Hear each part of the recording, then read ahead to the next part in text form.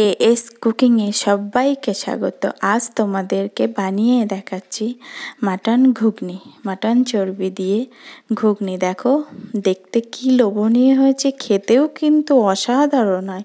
ভিডিওটা সম্পূর্ণ দেখার অনুরোধ রইল। দেখো আমি একটা গামলিতে ঘুগনিটা দিয়ে দেখাচ্ছি, কি সুন্দর হয়েছে খেতে। এরকম গরম গরম ঘুগনি সন্ধ্যের জলখাবারে যদি থাকে, সন্ধ্যেটা জমে যায় দারুণভাবে। দেখো, তার জন্য আমি বুট নিয়েছি 300 গ্রাম, 8 ঘন্টা জলে ভিজিয়ে রেখেছিলাম। এবার একটা প্রেসার কুকারে বুটগুলো ছেঁকে দিয়ে পরিমাণ মতো লবণ আর হলুদ দিয়ে এটাকে সিদ্ধ করে নেব। বুট যদি বেশি পুরানো হয় তাহলে এটাকে 6টা সিটি দেওয়া পর্যন্ত অপেক্ষা করতে হবে, আর যদি নতুন হয় 3টে সিটি দিলেই হয়ে যাবে। ঠিক বুটটা দেওয়ার 1 গিরো ওপরে জলটা থাকবে, এই জলটা দিয়েই ঘুগনিটা বানাবো। আর এইদিকে কড়াইতে সর্ষের তেল দিয়ে অল্প জিরে ফোড়ন দিলাম, দিয়ে ফোড়নে একটা আলু গোটা করে কুচি করে নিয়েছি, 2টো পেঁয়াজ কুচি করে নিয়েছি, একই সাথে দিয়ে দিলাম। কারণ পেঁয়াজটা একটু লালচে হতে হতে আলুটাও সিদ্ধ হয়ে যাবে। এইভাবে ঘুগনি বানালে খুব তাড়াতাড়ি হয়। তার জন্য একটু স্বাদ অনুযায়ী লবণ আর হলুদ দিলাম, দিয়ে আলু আর পেঁয়াজটাকে সুন্দরভাবে নাড়াতে থাকলাম। একটু সিদ্ধ মতন হয়ে এসছে, এমতো অবস্থায় রসুন, আদা আর শুকনো লঙ্কা কটা বেটে নিয়েছিলাম, সেটা দেব 3 চা চামচ মতো।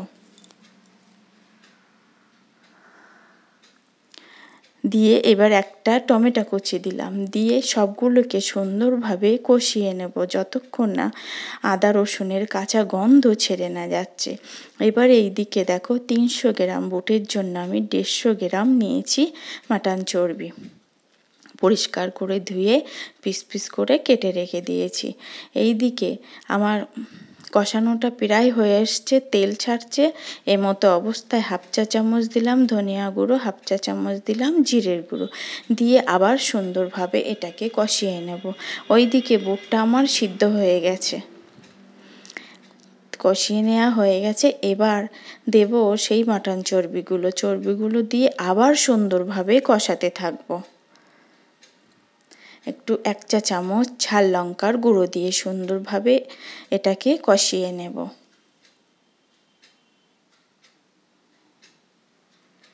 বুটটা আমার সিটি দেয়া হয়ে গেছে, সিটি দিয়ে অপেক্ষা করছিলাম। দেখো ঠিক এমন সিদ্ধ হবে, বেশি সিদ্ধ না, মিডিয়াম বেশ সিদ্ধ, চাপলে গলে যাবে তেমন।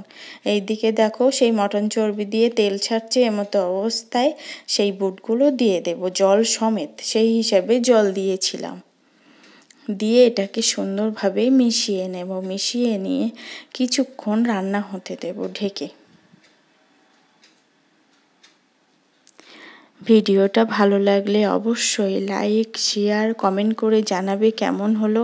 আর অবশ্যই বাড়িতে বানিয়ে দেখো একবার, কি দারুণ হয়, আর খুব সহজেই এটা বানানো হয়ে যায়। এবার একটা ঢাকনা খুলে একটা চামচ বা হাতার সাহায্যে চামচের উল্টো পিঠ দিয়ে একটু চেপে চেপে দেবো। তার জন্য দুটো একটা বুট বা আলু গলে গলে যাবে, এর গ্রেভিটা খুব সুন্দর হয় এই জন্য। এই ঘুগনিটাতে আমি কোনো চিনি ব্যবহার করিনি। এবার দেব ঘুগনিটা লবণ ঝাল চেখে, এবার দেব 1 চা চামচ মতো ধনে, জিরে আর দারচিনি। এটাকে আমি শুকনো কড়াইয়ে ভেজে গুঁড়িয়ে রেখেছিলাম, সেই গুঁড়োটা দিয়ে দেব। এবারে মিশিয়ে নিলেই রেডি আজকে গরম গরম মাটন ঘুগনি। এইভাবে তোমরা বাড়িতে বানিও।